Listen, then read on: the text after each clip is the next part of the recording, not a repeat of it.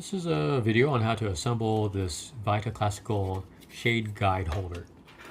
The Vita Classical Shade Guides have gone through a few different styles, and if you order a replacement for one that's missing or broken or lost, they might send you one that's a little different, like a newer version that doesn't fit the original case that your set came with. There's three different ones that I've seen. The long slim one that's a little thicker, and one that has like a little bump at the bottom of it. This is a universal holder for these shade guides. So it will securely hold these three types that I've seen, and they will make your kit complete again. They might not line up perfectly level, but at least you'll have a complete set in one case. This is 3D printed. It comes in two pieces. I have another one here that's not glued together yet. I'm going to slide them apart. I recommend, after printing them, doing a few test fits to make sure that your print settings are set up right, because this is going to be a very precise print. And make sure there's everything printed out clean and there's no warpage. It should be flat.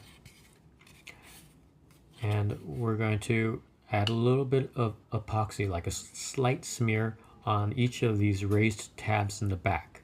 This is what's going to maintain constant pressure to allow these different type of tabs to hold inside this holder. So you want to add just a smear of epoxy on each of these. And then you're going to take this back cover, and we want to set this tongue side into this groove, and we want to make sure it's flush and flat. That's very important. And when we slide it in, it has to be very easy and gentle, and we want to make sure it's even, very even when it's going in. You'd want to apply a little pressure, nothing too crazy. Everything should fit in, and nothing should warp.